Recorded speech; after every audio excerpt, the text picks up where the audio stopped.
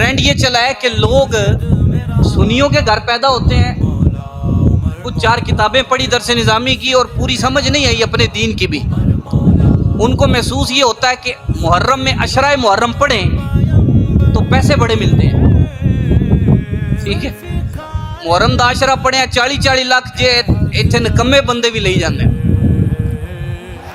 یعنی آل تشیع کے ہاں اگر کوئی بندہ کہتا ہے نا میں سنی ہاں اور وہ اس کا اشتہار بنوائیں، اوپر لکھیں خطیب اہل سنت، اور پڑھ کیا رہا ہو، شیعوں کی امام بارگاہ میں عشرہ پڑھ رہا ہو، تو اس کو 40-50 لاکھ ایک عشرے کا وہ دے دیتے ہیں.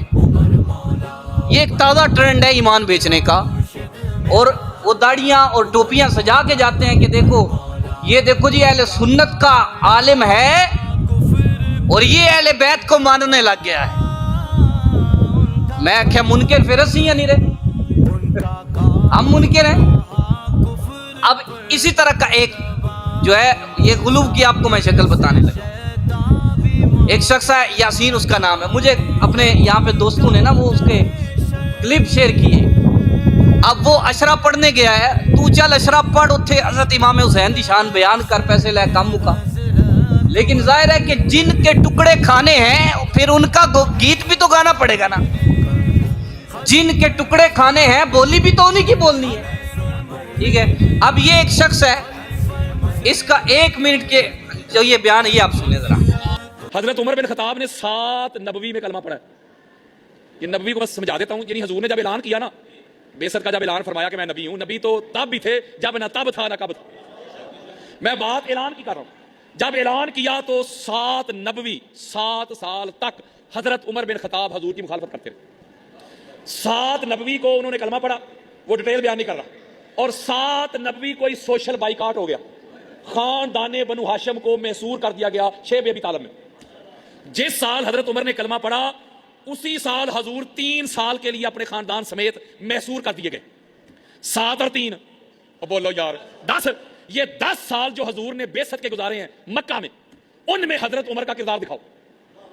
یار میں کوئی لڑائی کر رہا ہوں، لا کے روایت میرے منہ پہ مارو کہ یہ دیکھو ان کا کردار ہے یہ. اور ایسے پڑھے لکھے جاہل ہیں، کہتے جب حضرت عمر نے کلمہ پڑھا نا تو حضور کو کہا یا رسول اللہ اب چھپ کے عبادت نہیں ہوگی، سرے عام بلال کعبے کی چھت پہ چڑھ جا اذان دے. اور کوئی اس پڑھے لکھے جاہل مولوی سے پوچھے مولوی جی یہ 7 نبوی کو اذان تیرے پیو نے نازل کی تھی؟ وہ یارو اذان والا میتھڈ تو مدینہ میں ہے، مکہ میں اذان کدھر سے آ گئی؟ کہتا ہے کہ یہ 7 پہلے اور 3 سال بعد میں جو نبی علیہ السلام نے گزارے ہیں، ٹھیک ہے، شیب ابی طالب میں، ان 10 سال میں حضرت عمر کا کردار دکھائیں کیا ہے.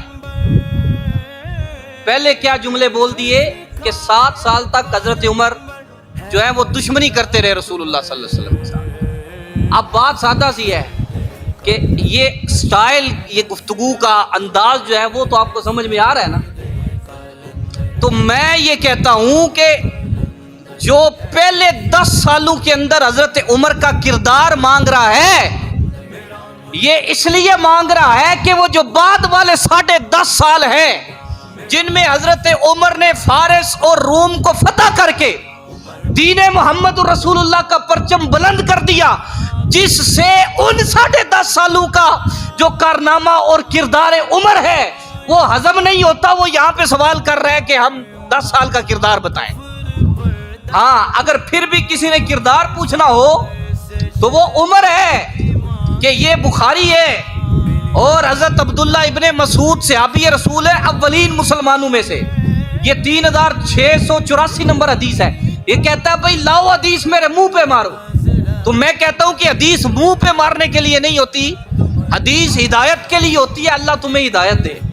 ٹھیک ہے، حدیث کیا ہے؟ حضرت عبداللہ ابن مسعود کہتے ہیں، یہ بخاری کی حدیث ہے، ما زلنا اعزتا منذ اسلم عمر، فرمایا جب سے حضرت عمر نے اسلام قبول کیا ہے اللہ نے ہمیں قوت عطا فرما دی ہے.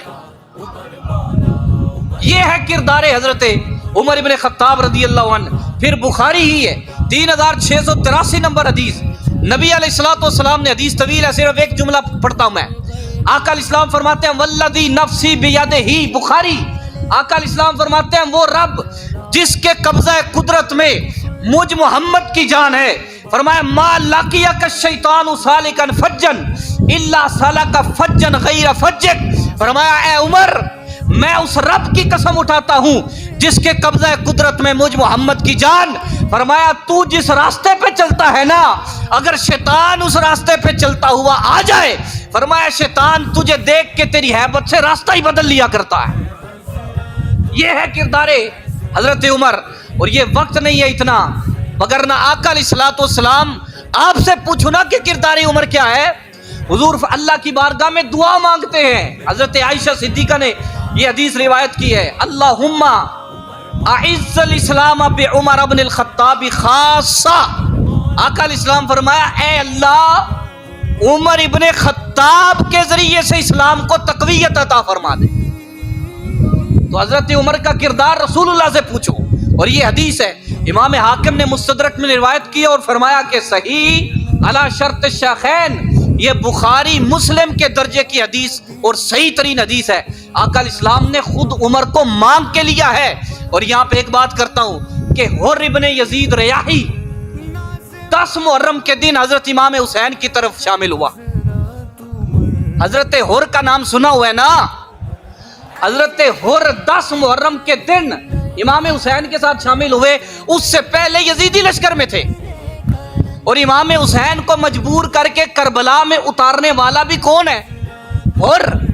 لیکن 10 محرم کے دن اگر وہ امام حسین کے ساتھ شامل ہو جائے اور امام حسین پہ اپنی جان قربان کر دے تو اس کا ماضی نہیں تم پوچھتے کہ اس سے پہلے اس کا کیا کردار تھا. اگر امام حسین کے صحابی کا کردار نہیں پوچھتے اور محمد الرسول اللہ کے صحابی کا اسلام لانے سے پہلے کا کردار پوچھتے ہو، اس کا مطلب ہے وچ پیڑ ہو رہے، وچ درد ہو رہے. بھئی امام حسین کے ایک دن اور چند لمحوں کا جو ساتھی بنا، حالانکہ وہی امام حسین کو مجبور کر کے لانے والا 1000 سپاہی کے ساتھ آیا تھا ابن زیاد کی طرف سے ڈیوٹی لگا کے، لیکن ایک لمحے میں 10 محرم امام حسین کے ساتھ شامل ہو گیا. اس کے گیت گاتے ہو.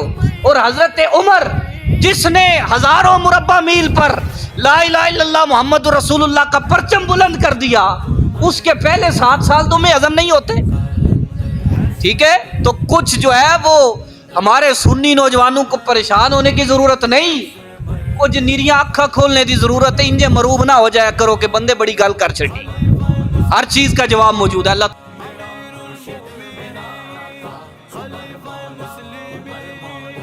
رہتے ہیں اپنے عاشق کے دل میں عمر، رہتے ہیں اپنے عاشق کے دل میں عمر. اس کی امداد کرتے ہیں ہر گام پر، قلب راغب کے اندر، قلب راغب کے اندر ہے حضرت عمر.